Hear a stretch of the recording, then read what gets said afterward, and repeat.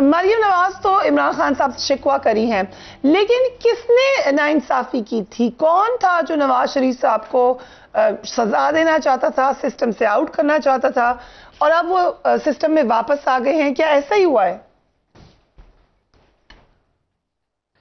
نہیں، وہ تو دیکھیے نا، واپس تو انہیں لانے کا فیصلہ کر لیا گیا تھا. باقی یہ بھینسا ہمارے سامنے کھڑا ہے اور وہ اپنا کمرے کے اندر موجود ہے، کسی کو دکھائی نہیں دے رہا، تو وہ دوسری بات ہے. ہم تو دیکھیے نا، قانون کا جہاں تک تعبیر کا تعلق ہے وہ تو عدالت ہی کر سکتی ہے، اور ہم ججوں کی نیت پہ شبہ بھی نہیں کر سکتے. لیکن یہ مکان آئے کہاں سے ہیں؟ یہ روپیہ ملک سے باہر کیسے گیا ہے؟ اس سوال کا جواب نہیں ملا. جیسے یہ جب 40 سال سے بحث ہو رہی ہے کہ ذوالفقار علی بھٹو نے احمد رضا قصوری کے والد کو قتل نہیں کرایا تھا، بس 40 سال میں یہ تو پتہ نہیں چلا کس نے کرایا تھا. کوئی تو ملزم ہوتا، کوئی ان کی ذاتی دشمنی ہوتی، کوئی سراغ لگایا جاتا. بات یہ ہے کہ یہ عدالت کا فیصلہ ہے اور پنچوں کا حکم سر آنکھوں پر، لیکن یہ مکان تو موجود ہیں اور اس کی منی ٹریل نہیں ہے. ہم عدالت پہ معترض نہیں ہو سکتے، کیونکہ اگر آپ عدالت ہی کو بات ماننے سے انکار کر دیں تو معاشرہ جمع جڑا ہی نہیں رہ سکتا. عدالت آخری لنگر ہوتی ہے کسی معاشرے کا. لیکن وہ جس آدمی کی طرف اشارہ کر رہی ہیں، وہ مقدمہ اس نے تو نہیں قائم کیا تھا، مقدمہ تو کسی اور نے قائم کیا تھا. اور صرف یہ ایک پراپرٹی نہیں ہے، سر محل ہے محترمہ بے نظیر کا، اور زرداری صاحب کی فرانس میں پراپرٹی ہے. حتیٰ کہ صدر فاروق لغاری نے مجھے بتایا تھا کہ مڈل ایسٹ میں بھی، سینٹرل ایشیا میں بھی کوئی بلڈنگیں خریدی تھیں، امریکہ میں بھی تھیں، اور دنیا میں کہیں کہیں، دبئی میں تو سب کو پتہ ہے ان کی جائیدادیں ہیں، اسحاق ڈار صاحب کی بھی ہیں. اور یہ تو پاناما وغیرہ بہت بعد میں ہے. 93 کی الیکشن کمپین میں پی ٹی وی میں نے کچھ لوگوں کو مدعو کیا تھا، تو میں نے ایک ایک تفصیل بتائی تھی کہ اتنی گاڑیاں ہیں وہاں، اتنے مکان ہیں، مجھے ذمہ دار لوگوں نے بتایا تھا. اور پاناما سے 1 برس پہلے بھی میں نے یہ ساری تفصیل بتائی. شہباز شریف صاحب نے مجھے مدعو کیا اور ایک کہانی سنائی 2 گھنٹے. پھر میں نے کہا باٹم لائن کیا ہے؟ انہوں نے کہا 30-40 ملین ڈالر ہم نے. میں نے کہا آپ نے پیسے بھیجے تھے؟ کہاں اخراجات کے لیے بھیجے تھے. کتنے؟ 30-40 ملین ڈالر. ٹھیک ہے، وہ اس کا انکار کر دیں کہ وہ انہوں نے مجھ سے نہیں کہا تھا.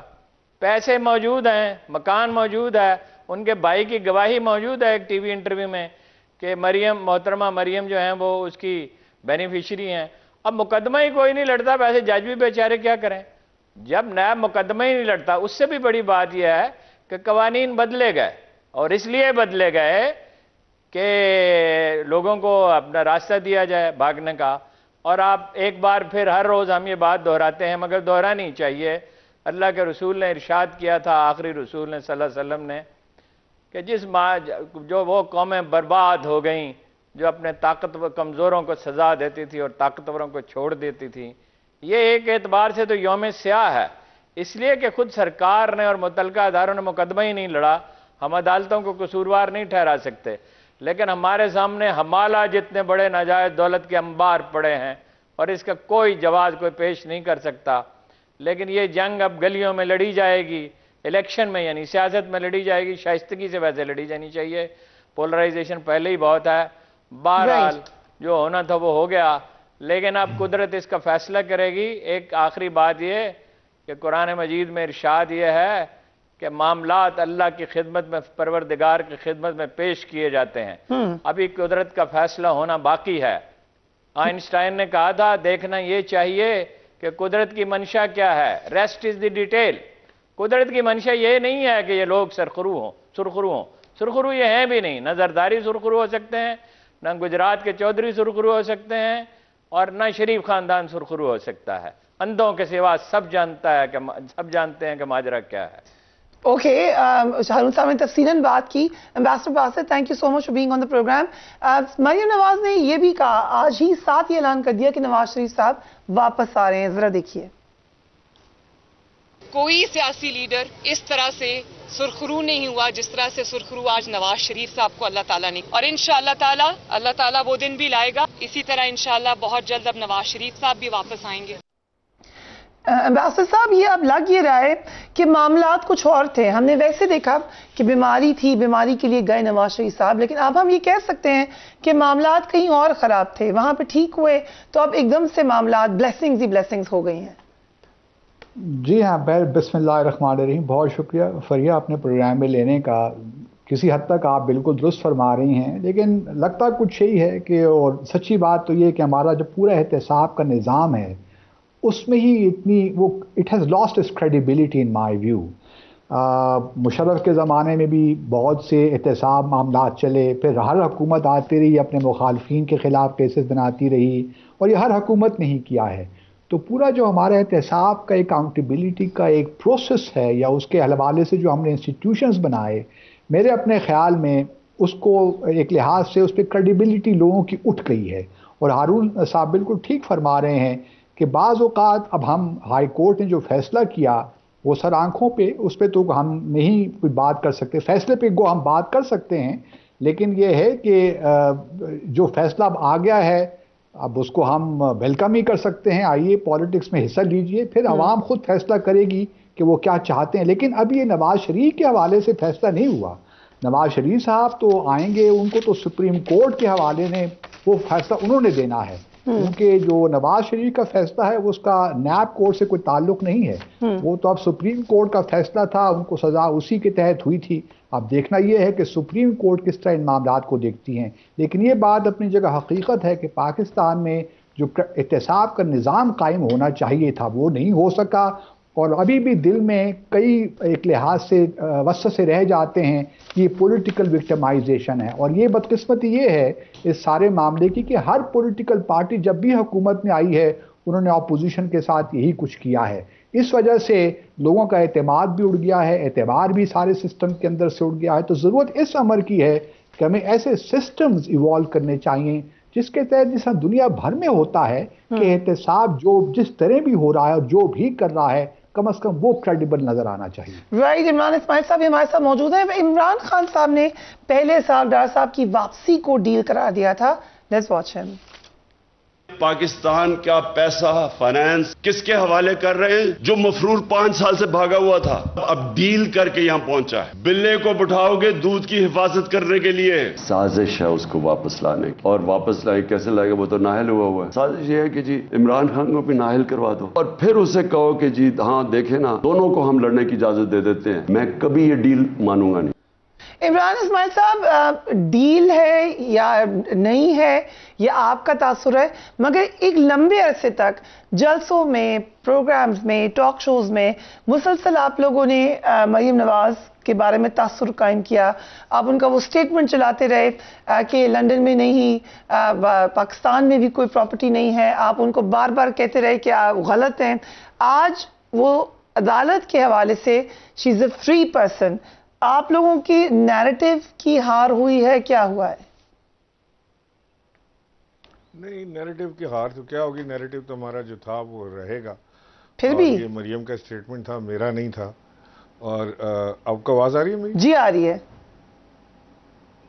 جی، یہ مریم کا اپنا اسٹیٹمنٹ تھا، ہم نے نہیں بنایا تھا کہ ان کی جائیداد نہیں ہے. ان کے بھائی کا اسٹیٹمنٹ بھی ان کا اپنا اسٹیٹمنٹ تھا. آخر میری تو سمجھ سے باہر ہے کہ ہم کیا اس ملک میں جو پاور میں ہوگا، بھلے وہ چوری کر کے آیا ہو، اس کے پیچھے ایک بیگیج ہو، اس کو ہم ریلیز کرتے چلے جائیں گے. اسحاق ڈار نے پاکستان آنا ہوگا تو ان کی ایف آئی آر کینسل ہو جائے گی، وہ ایئرپورٹ سے سیدھے جائیں گے، وہ وی آئی پی جیٹس میں سفر کریں گے، پھر یہاں سے بھاگ جائیں گے وی آئی پی جیٹ میں بیٹھ کے جب ان کو لگے گا کہ اب مشکل وقت آ گیا ہے. تو یہ اگر ہم نے اسی طرح پاکستان چلانا ہے کہ جو طاقتور ہے، ابھی تک تو یہ امپریشن جا رہا ہے کہ جو طاقت میں ہو، جو پاور میں ہو، اس کے لیے سب کچھ اویلیبل ہوتا ہے. جو طاقت میں نہ ہو وہ اس کے لیے وہ دھکے کھاتا رہے ادھر سے ادھر، وہ کبھی ایف آئی میں جائے، کبھی نیب میں جائے، کبھی کدھر جائے، کبھی کدھر جائے. تو ہمیں یہ ایک سسٹم اکاؤنٹیبلٹی کا جو ہے اس کو کریٹ کرنے میں اتنی دقت ہے اس ملک کے اندر کہ ہم وہ نہیں کر پا رہے ہیں کسی صورت بھی. اس کی ریزن بینگ کہ ہمارے پاس جو 2 بڑی جماعتیں ہیں پاکستان مسلم نور اور پاکستان پیپلز پارٹی، ان کے جو لوگ ہیں وہ سر تک اس کے اندر پھنسے ہوئے ہیں، بھرے ہوئے ہیں. ان کا ایک ہی کام ہوتا ہے کہ انہوں نے آ کے اپنے کام کرنے ہیں. آپ نے ابھی بھی جو آڈیو لیکس ہیں اس میں آپ نے سنا ہوگا کہ وہ ابھی بھی تیاری ہو رہی ہے کہ وہ مریم کے داماد ہیں کہ بیٹے ہیں، ان کے لیے وہ انڈیا سے پلانٹ لانا ہے. اس کو لانے کی کس طرح سے تیاری کی جا رہی ہے، وہ آدھا آ گیا ہے، آدھا کس طرح سے آئے گا. کابینہ میں جائے گا تو شور مچ جائے گا، بڑی آواز نکلے گی باہر تو اس کو کسی اور ملک سے گھما کے لیں. یہ وزیر اعظم کے کمرے میں بیٹھ کے وزیر اعظم ڈسکس کر رہے ہیں باقاعدہ. تو یہ اگر یہ ملک چلانے کے طریقہ کار یہ ہیں اور اس کے اوپر بھی ہم کسی کو جزا اور سزا کے لیے اکاؤنٹیبل نہیں ٹھہرا سکتے تو میرا خیال ہے کہ it's a very sad situation. لیکن ہم انشاءاللہ وی ول کیپ فائٹنگ.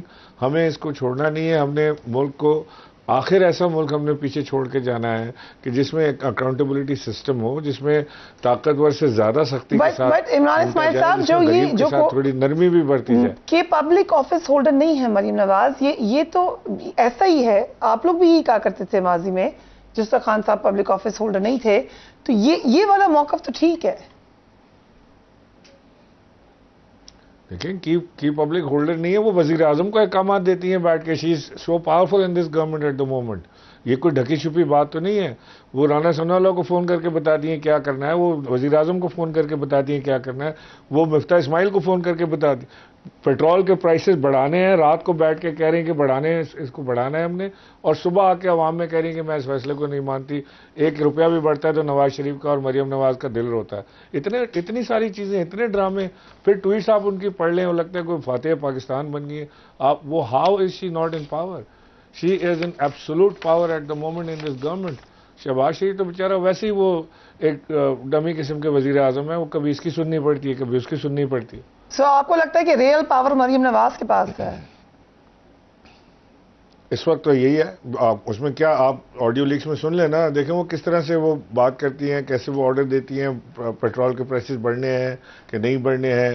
اگر ان کا اتنا امپیکٹ ہے اپنی فیملی پہ, ان کے چچا کو ان سے محبت ہے, ان کا امپیکٹ ہے, تو how is that a problem?